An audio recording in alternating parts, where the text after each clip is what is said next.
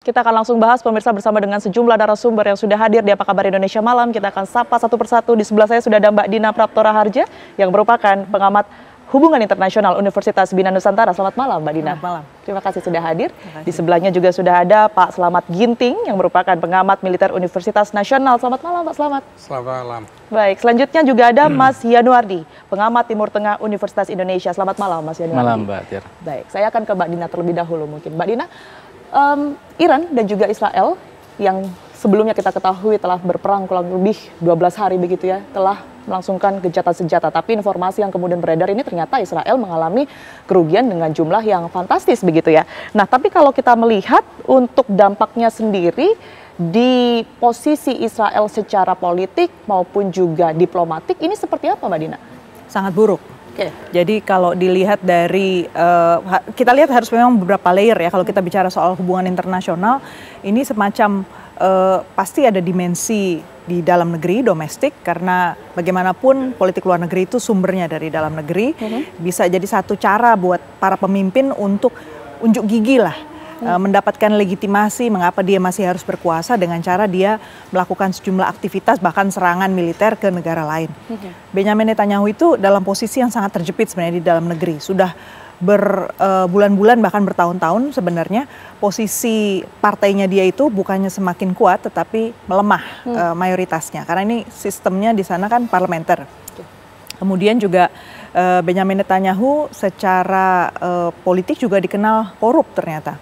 Jadi di dalam negeri juga orang mulai merasa bahwa apa yang dia lakukan di luar negeri sebenarnya tidak selaras dengan kepentingan rata-rata orang Israel. Ya, mayoritas di sana ya. Mayoritas di sana. Jadi walaupun masih ada kalangan yang loyal, terutama dari partai kanan ya, dan memang partai kanan di Israel ini menguat dan partainya bukan tunggal, hanya partai Likud yang dikuasai oleh Netanyahu dari tahun berapa itu lama, dia udah lama di Likud. Posisinya sekarang juga Naftali Bennett, lawan politiknya itu juga partai kanan. Makanya pergerakan suaranya itu masih tetap didominasi oleh orang-orang yang ingin cara yang lebih keras ke negara-negara di Timur Tengah. Tapi poinnya cuma beda 3 poin survei terakhir di Timur Tengah. Jadi dia dan Naftali Bennett itu skornya, popularitasnya cuma beda 3 poin. Artinya cuma tipis lah ya, kalau mau dibilang ada kenaikan cuma tipis. Justru dari pihak Amerika Serikat sekarang udah bilang kayaknya cukup deh dengan segala yang kepemimpinan yang kau lakukan segala macam itu, karena pada dasarnya Amerika Serikat juga sepertinya mulai pikir-pikir nih soal mengeluarkan lebih banyak dana lagi untuk perang. Artinya dengan fakta-fakta tersebut ya, apa yang sudah disebutkan oleh Mbak Dina, dalam waktu dekat sebenarnya Netanyahu ini akan digulingkan. Upaya itu sudah terjadi beberapa kali. Betul, sejak Palestina ya? Sejak Palestina itu. Tapi ya lagi-lagi, kalau Donald Trump sih masih berusaha untuk menjaga dia sampai dapat deal.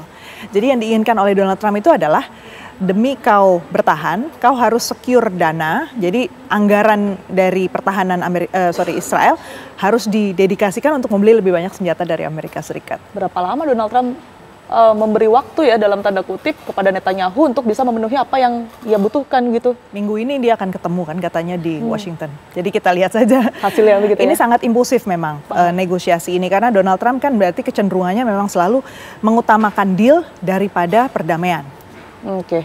Mendahulukan deal ya, daripada perdamaian. Baik, saya bergeser ke Pak Slamet. Pak Slamet, kalau melihat keputusan gencatan senjata, kalau tadi kita lihat ini ternyata sudah 5 hari yang lalu ya, Amerika Serikat meminta kedua belah pihak untuk menyelesaikan konflik sesegera mungkin. Sebenarnya apa yang dilakukan oleh Donald Trump ini ada yang bilang karena memang ingin mendapatkan Nobel begitu ya, tapi apakah alasan lain atau motivasi lain ini karena memang ingin menyelamatkan wajah Netanyahu karena alutsista maupun juga kemampuan militernya memang sudah tidak sanggup lagi? Ya, paling tidak harus dipahami dulu salah satu kebijakan politik luar negeri Amerika adalah mengamankan Israel. Jadi mengamankan Israel sama juga mengamankan Amerika.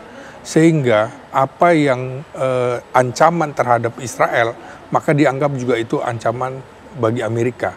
Maka bagaimana Netanyahu mempengaruhi pemerintahan Donald Trump untuk menyerang Iran, tentu saja ini dipahami oleh Amerika juga bahwa Israel sedang terancam. Karena itu Amerika menyetujui dalam tanda petik walaupun tidak secara eksplisit untuk melakukan penyerangan pertama ke Iran pada tanggal 13 Juni lalu. Jadi bagaimana Trump menghadapi dilema di dalam dan di luar negeri juga kita harus pahami bahwa eskalasi perang ini yang dilakukan Amerika juga ikut membantu Israel dengan menyerang 3 daerah. Itu juga cuma serangan terbatas, formalitas, sehingga itu dianggap tidak membahayakan bagi kelangsungan ancaman terhadap Perang Dunia Ketiga. Karena baik Cina, Rusia juga melihat bahwa ini hanya serangan-serangan formalitas belaka. Yang menarik adalah bahwa Persia adalah salah satu simbol dari pelayaran perdagangan internasional. Karena itu ini menjadi titik penting apabila betul-betul Iran misalnya memblokade Selat Hormuz, maka ini juga ancaman juga bagi Cina, ancaman juga bagi Rusia. Dan ini perang akan terjadi perang besar akan terjadi apabila melibatkan aktor-aktor besar, Xi Jinping, Putin, dan Kim Jong-un, serta pemimpin Pakistan. Itu yang bisa mempengaruhi. Tapi eskalasi ini menurut saya belum sampai seperti itu. Nah, yang menarik adalah upaya Trump ingin mendapatkan Nobel perdamaian, dan itu menjadi tertawaan dunia karena dia ikut menyerang Iran. Bagaimana mungkin seseorang yang ikut memulai duluan, kemudian juga menawarkan perdamaian. Baik. Saya kira kondisi perdamaian ini juga tidak bisa diterka, tidak bisa diprediksi kapan akan terjadi. Ingat ketika Netanyahu mengatakan dia akan berlibur, tahu-tahu besok nyerang. Trump juga mengatakan bahwa 2 minggu lagi saya akan pikirkan, tahu-taunya besok. Jadi apakah kemudian akan terjadi perang lagi atau tidak? Saya yakin ini sangat-sangat tergantung situasi kepribadian dua tokoh ini. Oke, baik. Sedikit meluruskan tadi, kalau Amerika Serikat dengan Israel memang secara tradisional itu saling mendukung. Tapi kalau dengan kejadian kemarin di Iran, nampaknya udah nggak harmonis lagi gitu ya. Saya udah ngeliat nggak harmonis sebenarnya. Donald Trump yang memecah ini, dan ini menjadi satu tanda juga bahwa Amerika itu sebenarnya sudah tidak memimpin dunia lagi karena Israel berani mengambil keputusan tanpa keputusan dari Donald Trump. Donald Trump justru bantu gitu, ibaratnya dipaksa untuk membantu. Dan di dalam negeri Amerika Serikat kita tahu terpecah posisinya, lebih banyak orang demo Palestina. Ini artinya Israel sudah mulai terlihat membangkang begitu ya oleh Amerika Serikat, oleh Donald Trump. Atau kita bisa juga bilang bahwa Amerika Serikat sudah turun pamornya. Bahkan sekutunya yang paling dekat pun udah nggak dengar.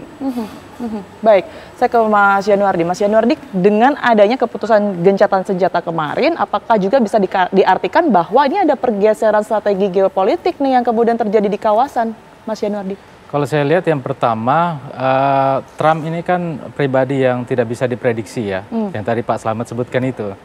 Dan kalau dia sebut 2 minggu, ternyata nggak sampai 2 minggu ya, jadi itu tidak bisa diprediksi.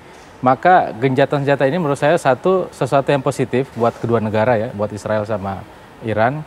Tapi yang kedua yang harus kita antisipasi adalah kemungkinan terjadinya eskalasi lanjutan. Karena Iran mengatakan bahwa mereka tidak akan berdiam diri kalau misalnya Israel melakukan serangan, misalnya serang ke Palestina lagi, ke Gaza dan lain sebagainya.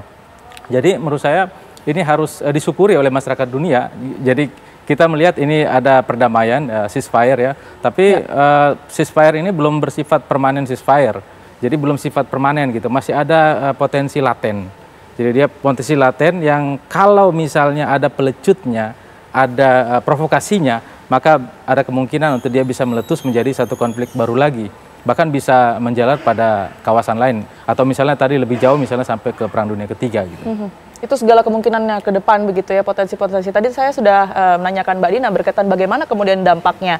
Kalau dari kacamata pengamat Timur Tengah, Anda melihat dampaknya baik itu dari segi ekonomi kemudian juga politik, apa yang sebenarnya terjadi dengan adanya kerugian yang cukup fantastis, informasinya bahkan triliunan begitu. Tapi ditahan ya Mas Yanuardi, kita akan bahas sesaat lagi pemirsa.